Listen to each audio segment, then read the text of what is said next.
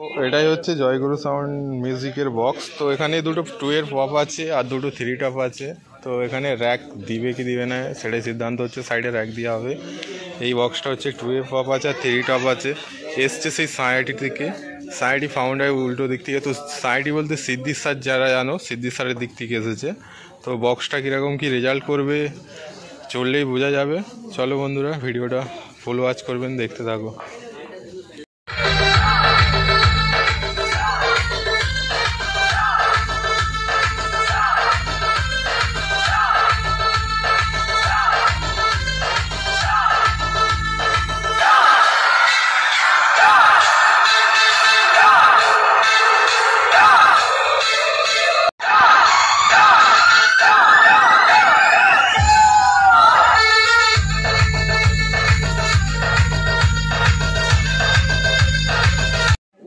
আসি মনে করি